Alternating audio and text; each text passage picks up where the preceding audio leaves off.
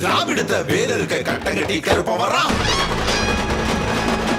அரணியூர் பெத்தெடுத்த செந்தமிழ சீமா வரான்.